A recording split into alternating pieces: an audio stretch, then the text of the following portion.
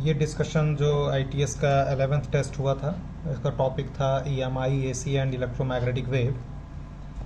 तो इसमें जो पहला क्वेश्चन था कि according to Faraday's law of electromagnetic induction, 4 option दिया हुआ था। तो उसमें जैसे दूसरा जो ऑप्शन है कि induce EMF in the coil is proportional to the rate of change of magnetic flux associated with it, यही ऑप्शन करेक्ट है क्योंकि सीधे सीधे ये डिफिनीशन है। दूसरा जो क्वेश्चन है उसमें ये दिया है कि कॉइल का एरिया दिया है 2 मीटर पर सेकंड स्क्वायर और मैग्नेटिक फील्ड उसमें चेंज होती है 1 वेबर पर मीटर स्क्वायर से 4 मीटर पर मीटर स्क्वायर इन 2 सेकेंड्स। तो ये मैं पूछा था, तो इसी डिफिनीशन पर बेस्ड क्वेश्चन है ये। तो φ1 की वैल्यू आप लिखेंगे b इंटू ए यानी 2 इंटू 1, और φ2 लिखेंगे आप 4 इंटू 2। तो डिफिनीशन से आपका आंसर ये आ जाएगा -3 वोल्ट। तीसरा जो था ये लेंज लॉ पर बेस्ड है कि एक कॉइल रखा हुआ है और एक साउथ और नॉर्थ, ये एक बार मैग्नेट है, इसको ड्रॉप कर दिया गया। तो देखो अगर लूप नहीं होता तो उसका तो एक्सेलरेशन g के बराबर होता क्योंकि ये फ्री फॉल करता, लेकिन लूप होने की वजह से यहाँ पे क्या होगा कि इससे पास होने वाला जो फ्लक्स चेंज आएगा उसकी वजह से इस पर कुछ फोर्स लगेगा जिसको अपोज करेगा। या सिंपल ये समझ लेते हैं कि जो ये लूप होगा ये हमेशा मैग्नेट का अपोज करेगा, मतलब मैग्नेट उसके नज़दीक आएगा तो उसको दूर भगाएगा, दूर जाएगा तो अपनी तरफ खींचेगा, है ना। मतलब ना पास आने देगा ना दूर जाने देगा। तो होगा क्या कि ये इसको हमेशा रिपेल करेगा, और यहाँ पे ये तब क्या बनेगा, नॉर्थ पोल। ये भी, इसका भी एक मैग्नेट बनेगा ना, अपोज करेगा, यानी ये नॉर्थ होना चाहिए, साउथ होना चाहिए। तो ये नॉर्थ और नॉर्थ इसको क्या करेगा, अपोज करेगा, और अपोज करेगा तो mg जो फोर्स लग रहा होगा उसके अपोजिट में एक फोर्स लगाएगा। तो न्यूटन्स लॉ से जो एक्सेलरेशन होगा उसकी वैल्यू g से कम हो जाएगी। क्वेश्चन नंबर 4 में ये दिया हुआ है कि एक सोलेनॉइड है जिसका इंडक्टेंस, सेल्फ इंडक्टेंस 10 हेनरी दिया है और रेजिस्टेंस 2 ओम दिया हुआ है और 10 वोल्ट की बैटरी से कनेक्ट कर दिया गया। तो पूछता है कि in how much time magnetic energy will be reaches to 1/4 of the maximum value. तो जो इसमें स्टोर्ड एनर्जी होती है वो फार्मूला ये होता है U = ½ Li²। तो U और I का ये रिलेशन मिल गया आपको। तो U1/U2 = I1² तो U1/U2 4 हुआ। तो यहाँ से सॉल्व कर रहे हैं हम, तो ये I1/I2 की वैल्यू 2I, यानी I2 की जो वैल्यू है वो I1/2, यानी अगर मान लो ये t टाइम में हुआ तो t टाइम में करंट आधी हो गई, तो यानी इसको हम जो आप हाफ लाइफ पढ़े हुए हैं वहाँ से कंपैरिजन कर सकते हैं। तो उस केस में टाइम कितना हो जाता है, 0.693 into L/R। L/R time constant होता है, तो ये आप L और R की वैल्यू रख के ये आंसर निकाल सकते हैं। ये हाफ लाइफ हो जाएगा, तो हाफ लाइफ का फार्मूला जो I = I0 e⁻ RT/L होता है वहाँ से आप करेंगे तो ये आ जाएगा आंसर 3.5 सेकेंड। क्वेश्चन नंबर 5 में ये दिया है कि सोलेनॉइड, उसकी टर्न डेंसिटी कांस्टेंट है। टर्न डेंसिटी का मतलब हुआ number of turns per unit length, और इसका जो रेडियस है, क्रॉस सेक्शन का रेडियस, वो डबल कर रहे हैं, ठीक है। तो बोलता है कि और लेंथ को आधा कर रहे हैं, तो inductance of the solenoid increases by. तो ये इसका सोल्यूशन है। N/L कांस्टेंट है, तो ये फार्मूला बन गया μ0n²। This is turn density, area into length, ये वॉल्यूम हो गया। तो रेडियस डबल करने पर ये हुआ कि जो इसका एरिया है वो 4 टाइम्स हो जाएगा, 4a, लेंथ L/2। तो जो इंडक्टेंस है वो पहले का कितना हो गया, डबल हो गया। और डबल होने का मतलब जो चेंज निकाल सकते हैं आप, तो L2 - L1/L1 इंटू 100। तो ये आ जाएगा आंसर, 100% इंक्रीज कर गया। क्वेश्चन नंबर 6 में दिया हुआ है कि एक सिलेंड्रिकल आयरन है जिसमें N टर्न्स हैं, करंट I फ्लो कर रही है, फ्लक्स φ है। तो बोलता है कि मैग्नेटिक एनर्जी, तो मैग्नेटिक एनर्जी स्टोर्ड ये होता है ½ Li²। इसको ऐसे लिख दिया, और φ की वैल्यू Li होता है, तो ये एनर्जी स्टोर्ड हो जाएगी, ठीक है। क्वेश्चन नंबर 7 आप देख लें। क्वेश्चन नंबर 7 में ये दिया है कि ये दोनों, आप क्वेश्चन पढ़ लीजिएगा, ये लूप दिया हुआ है। तो देखो चूंकि ये एयर कोल्ड सोलेनॉइड है, तो दोनों का जो कोफिशिएंट ऑफ म्यूचुअल इंडक्शन होगा वो बराबर होगा। तो म्यूचुअल इंडक्शन का कोफिशिएंट ये लिख सकते हैं, क्योंकि भी का जो फार्मूला होता है आप क्या लिखते हैं, minus M D I by D T, तो एम की वैल्यू और दोनों का M1 M2 बराबर कर देंगे आप। सारा डी पहले में D I by D T 5 ampere per second दिया है, दूसरे में 2 एम्पियर पर सेकंड, V2 की वैल्यू पूछ रहा है, ये आंसर आ जाएगा।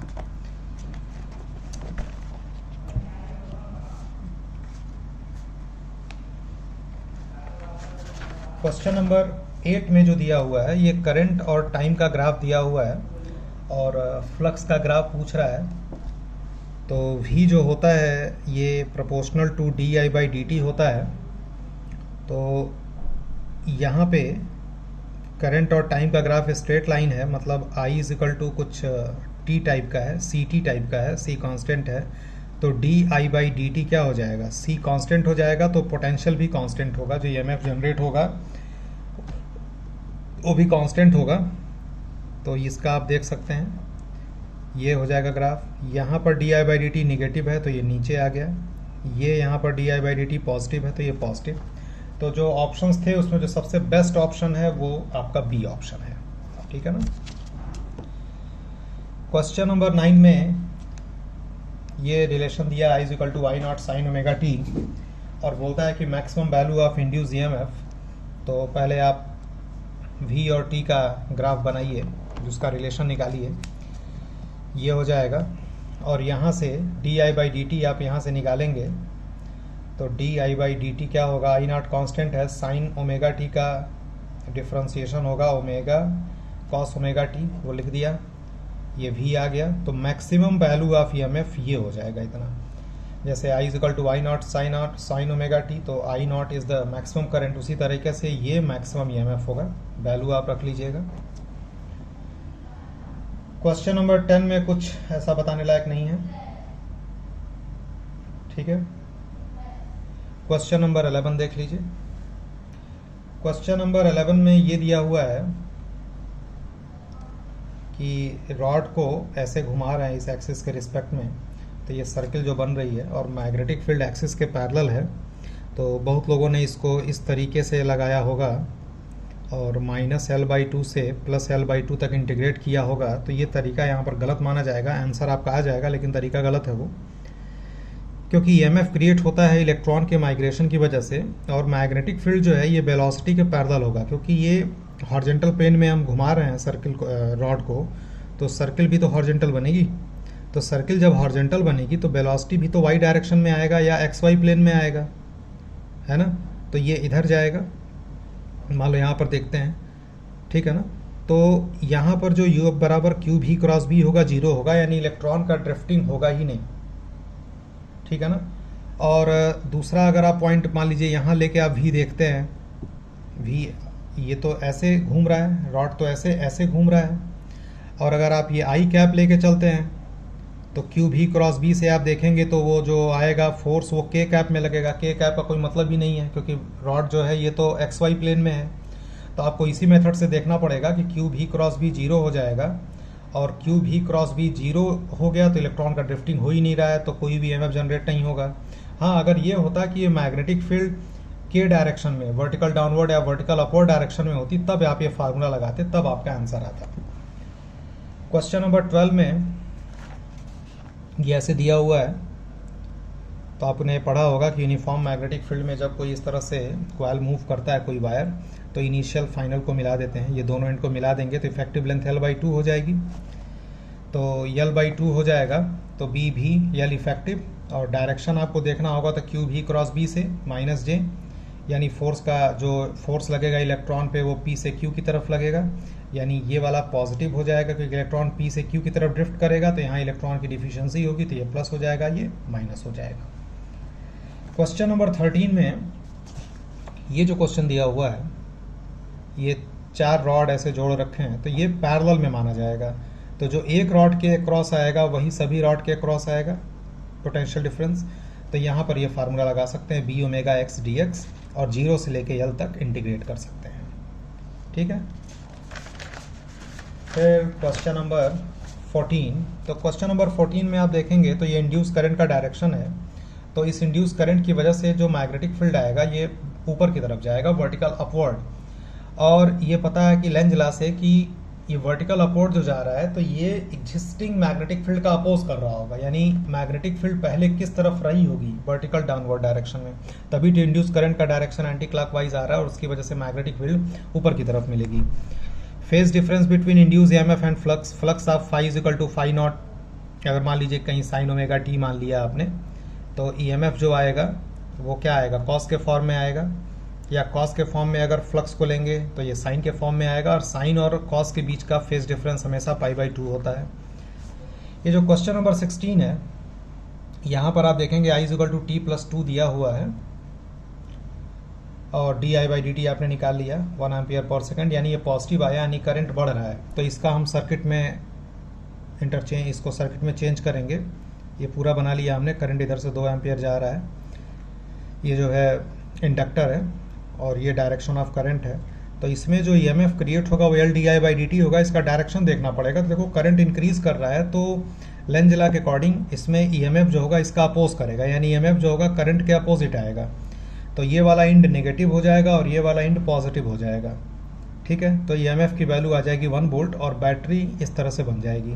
तो ये सर्किट आपकी ऐसे बन गई। अब आप यहाँ से किरचॉफ लॉ लगा लीजिए। VA डायरेक्शन को ये सपोर्ट कर रहा है वायर, तो V = IR, तो -6, इसमें ईएमएफ इधर जाता है, इसमें इधर जाता है, तो ये अपोज कर रहा है डायरेक्शन को इसको, तो -1, ये सपोर्ट कर रहा है, तो +10 = VV। ये आंसर आ जाएगा आपका -3 वोल्ट।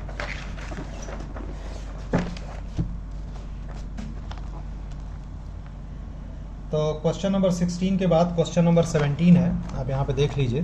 देखो ये पहले बोला गया ना कि after some time which such S is open, और इसको काफ़ी देर तक के लिए इसको क्लोज किया रखा गया, यानी t = इन्फिनिटी, जब लॉन्ग टाइम तक चार्ज होता है तो t = इन्फिनिटी। तो यहाँ पर ये कंडक्टर, ये जो इंडक्टर है, ये 0 रेजिस्टेंस ऑफर करता है, ये 0 रेजिस्टेंस ऑफर करता है। अब जब आप इसको ओपन कर देंगे तो तुरंत के लिए, चूंकि ये इनर्शिया के बेसिस पे काम करता है इंडक्टर, तो तुरंत के लिए करंट में चेंज नहीं होने देगा। तो पहले जब 0 रेजिस्टेंस था तो सब में देखो तीनों में करंट बराबर जाएगी, लेकिन जब आप इस स्विच को ओपन कर देंगे, यानी सर्किट आपने ब्रेक कर दिया, तो इसमें और इसमें तो करंट, क्योंकि ये तुरंत के लिए कोई चेंज नहीं होने देगा, इनर्शिया काम करेगा यहाँ पे, तो इसमें और इसमें तो कोई करंट चेंज नहीं होगी, इसमें थोड़ा बहुत करंट चेंज हो सकता है। तो कहने का ये मतलब है कि just after opening the switch L2 and L3 जो है इसकी ब्राइटनेस सेम रहेगी, ठीक है ना। क्वेश्चन नंबर 18 जो है ये तो डायमेंशन का क्वेश्चन है। यम का मतलब coefficient of mutual induction, L self induction coefficient, Q charge है, तो इसका आप डायमेंशन है, इसको क्या बताना देख लीजिएगा। डायरेक्शन ऑफ प्रोपगेशन आपको पता है, E×B होता है, और पॉइंटिंग वेक्टर आपने पढ़ा ही होगा, E×B/μ0 करके, है ना। तो ये E×B डायरेक्शन ऑफ प्रोपगेशन होता है।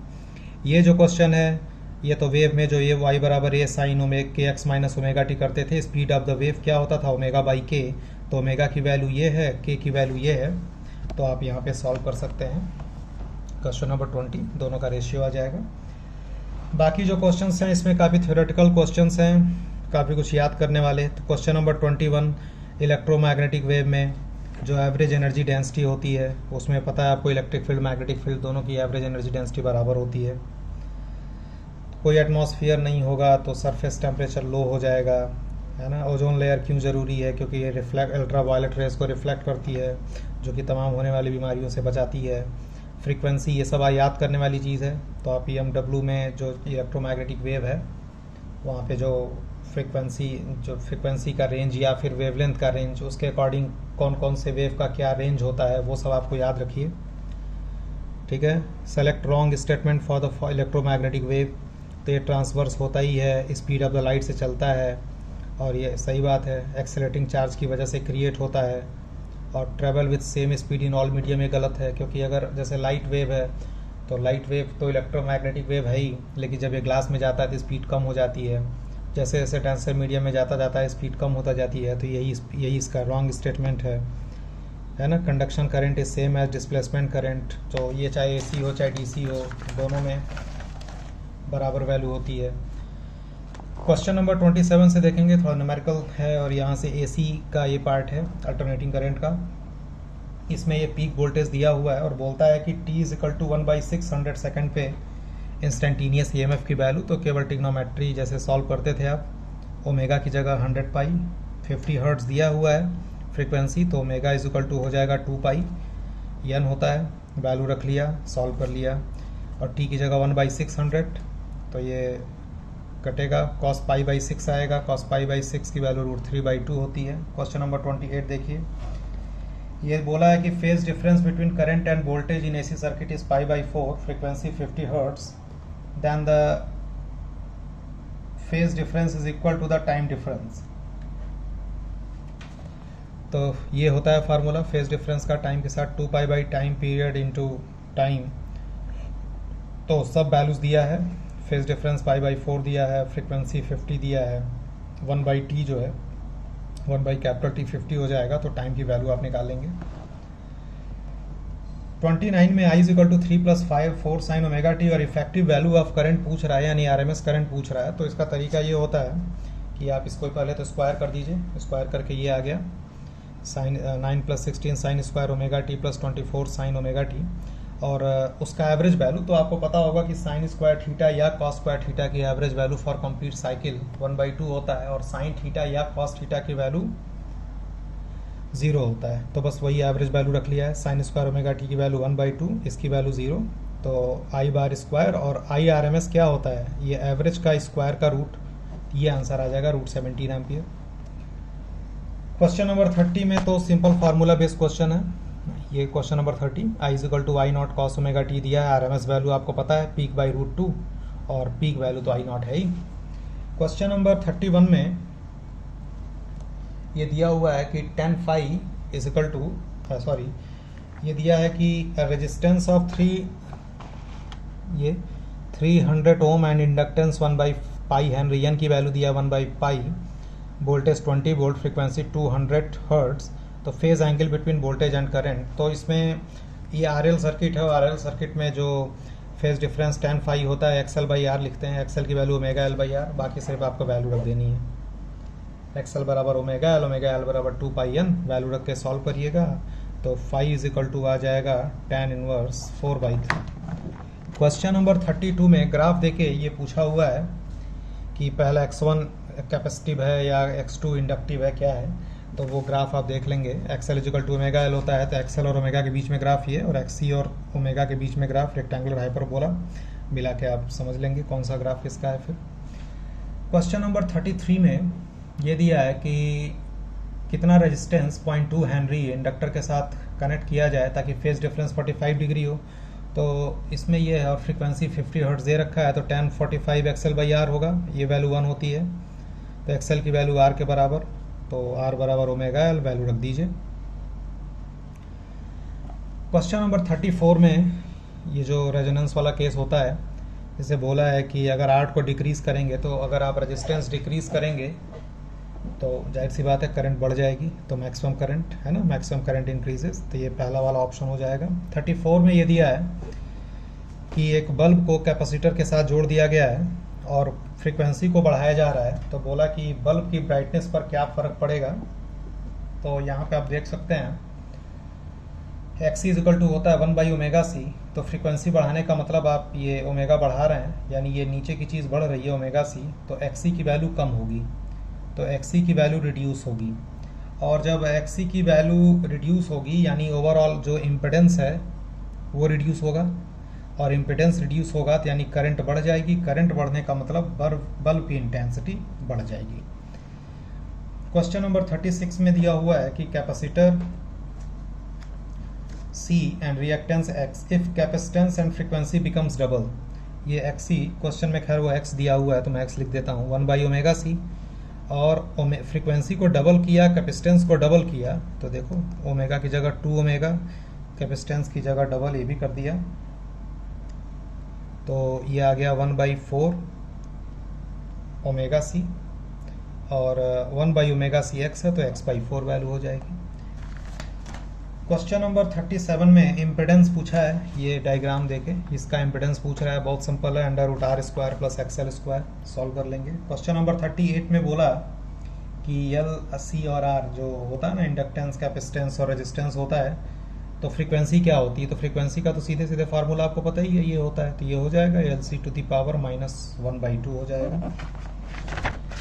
क्वेश्चन नंबर 39 में पावर की बात पूछ रहा है वो, इस सीरीज LCR सर्किट में R की वैल्यू 10, XL की वैल्यू 20, XC की वैल्यू 20। देखो XL और XC बराबर है यानी रेजोनेंस है, तो इसमें तो पावर फैक्टर सीधे सीधे 1 हो जाता है क्योंकि Z की वैल्यू R के बराबर हो जाती है और पावर फैक्टर होता है cos phi R/Z।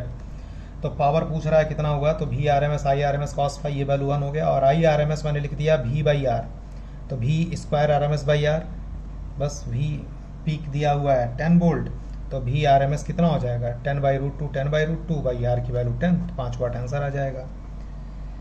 Question number 40 में ये दिया हुआ है, आपने पढ़ा होगा कि ये जैसे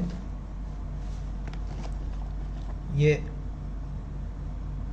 रेजोनेंस का कंडीशन है फिलहाल अभी, और क्वेश्चन में बोल रहा है कि अगर वैल्यू ऑफ R चेंज करेंगे, देखो वैल्यू ऑफ R चेंज करोगे तो Z चेंज होगा, Z चेंज होगा तो करंट चेंज होगी, यानी IXL और IXC चेंज होगा, लेकिन IXL और IXC में जो चेंज होता है वो बराबर होता है। तो इससे क्या होता है कि जो LC में L में तुम देखोगे तो वोल्टेज अलग आएगा, C में अलग आएगा, लेकिन वोल्टेज अक्रॉस LC कॉम्बिनेशन वो सेम आएगा क्योंकि दोनों में चेंज जो होता है वो सेम होता है, तो इसका ऑप्शन C आ जाएगा। क्वेश्चन नंबर 41 में ये बोला है कि an AC circuit draws 5 ampere at 160 volt, यानी जो टोटल पावर, देखिए आप फार्मूला लिखाइए P = VI cos phi, तो 5 एम्पियर लेता है 160 volt and the power consumption is 600 वाट। तो जो पावर कंजम्पशन हुआ वो ये है 600, और जो ये V × I है वो हो जाएगा 160 × 5, तो पावर फैक्टर, तो आप देख सकते हैं पावर फैक्टर P/V, तो ये आपका फॉर्मूला आ जाएगा यहाँ से। 42 में आप देख लीजिए, यहाँ से V दिया है, I दिया है, दोनों के बीच का फेज डिफरेंस π/3 आ जाएगा, और पावर डिसिपेटेड क्या हो जाता है VRMS IRMS cos phi, ये सॉल्व कर दिया है यहाँ पे। क्वेश्चन नंबर 43 में जो LC ऑसिलेशन होता है उसको हम स्प्रिंग ब्लॉक सिस्टम से कंपेयर कर सकते हैं। तो स्प्रिंग ब्लॉक में होता है ½ mv² + ½ kx²। तो चूंकि अभी कुछ देर पहले क्वेश्चन मैंने इसी क्वेश्चन में डिस्कस किया था, मैंने बोला था कि इंडक्टर में इनर्शिया से हम कंपेरिजन कर सकते हैं, यानी ½ mv² जो ½ Li² की इक्विवेलेंट है, और ½ kx² जो है Q²/2c की इक्विवेलेंट है। तो बोलता है क्वेश्चन में कि यम के किसके सिमिलर है, तो यम का मतलब क्या हो गया यल, और k का मतलब हो गया 1/c, और जो वेलोसिटी है वो करंट हो जाएगा, x जो है वो चार्ज हो जाएगा, ठीक है ना। तो फिलहाल हमको तो मतलब m और k से है, तो m की जगह पर आया l और k की जगह पर आया 1/c, तो ये l/c हो जाएगा। क्वेश्चन नंबर 44 में जो बोला हुआ है कि 60 माइक्रोफैरेड कैपेसिटर, ये LC कॉम्बिनेशन का ही केस है ये भी, से कि 60 microfarad capacitor is charge to 100 volt, this charge capacitor is connected across 1.5 millihenry coil so that LC oscillation occurs, the maximum current, देखो मैक्सिमम करंट का मतलब रेजोनेंस। तो क्वेश्चन में मैक्सिमम करंट जो पूछा हुआ है, तो शुरुआत यहाँ से थोड़ा देखेंगे कि जैसे मान लो कि चार्ज हमने ये ले लिया, आपने जब LC ऑसिलेशन का थियरी पढ़ा होगा तो वहाँ बताया गया होगा कि चार्ज ये लेते हैं, तो करंट की बात करेंगे तो डिफ्रेंशिएट करना पड़ेगा dq/dt, यानी मैक्सिमम करंट ये होगा, ये क्या आ जाएगा I = -I0 sin ω/t, तो I0 की जगह पर क्या आया कि Q0 ω, डिफ्रेंशिएट तो कर ही लोगे, कॉस का क्या होता है minus sine of cos something minus sine something into differentiation of something, तो कॉस ω/t का डिफ्रेंशिएशन क्या हो जाएगा -ω sin ω/t। तो जो मैक्सिमम करंट है वो Q0 ω है, Q0 तो हमको पता है CV के बराबर है वो, जैसे 60 माइक्रोफैरेड का कैपेसिटर है, वोल्टेज कितना दिया हुआ है 100 वोल्ट, तो Q0 मिल जाएगा। अब ओमेगा निकालना है, और ओमेगा के लिए चूंकि मैक्सिमम करंट की बात कर रहा है तो LC ऑसिलेशन आकर कर रहा है, तो आप इस फार्मूले से ओमेगा निकाल सकते हैं, और ये ओमेगा आप निकालेंगे तो ये आ जाएगा ओमेगा की वैल्यू, और फिर dq ये जो मैक्सिमम करंट है Q0 ओमेगा, ये सॉल्व कर लेंगे, आंसर करेक्ट आएगा सॉल्व करने को, आप देख लीजिएगा। क्वेश्चन नंबर 45 में ये दिया हुआ था कि एक सिस्टम बना रखा है ऐसे, ये रॉड है जिसका रेजिस्टेंस R है, और 2 रजिस्टर इधर उधर जोड़ रखा है, ये P पॉइंट ये Q पॉइंट है, और ये V स्पीड से मूव कर रहा है, और इस रॉड की लेंथ L है। तो बोल रहा है कि टोटल करंट कितनी जाएगी, दोनों में करंट कितनी जाएगी, है ना। इसमें I2 दे रखा है I1, तो I1 I2 और I, तो सिंपल ये है क्या कि पूरा का पूरा किरचॉफ लॉ है, किरचॉफ लॉ लगाने की ज़रूरत भी नहीं पड़ेगी, बहुत सिंपल मेथड से इलेक्ट्रिक करंट वाले तरीके से ही हो जाएगा। तो पहली चीज़ तो ये रॉड मूव कर रहा है तो इसमें आप ईएमएफ निकाल लीजिए, तो वो तो निकालने आपको आता ही होगा। ये रॉड इधर मूव कर रहा है तो क्यू भी क्रॉस बी से आप देखते हैं कि इलेक्ट्रॉन का ड्रिफ्टिंग किधर होगा, तो ये प्लस होता है, ये माइनस होता है। तो ये बैटरी बन जाएगी BVL, मोशनल ईएमएफ क्या हो जाता है BVL, ये वाला एंड प्लस बनेगा, ये वाला एंड माइनस बनेगा, तो ये ऐसे बन गया। यहाँ से करंट जाएगी और चूंकि दोनों तरफ रेजिस्टेंस बराबर है तो दोनों में बराबर बराबर करंट जाएगी। तो पहले तो हम टोटल करंट निकाल लें। तो सर्किट को देखो हमने इस फॉर्मेट में ले लिया, इस तरह से बना लिया। अब करंट जाएगी, ये दोनों किस में हो गए पैरेलल में, ये इसके सीरीज में, तो R/2 + R इक्विवेलेंट 3/2, तो करंट की वैल्यू टोटल मिल गई BVL टोटल R इक्विवेलेंट।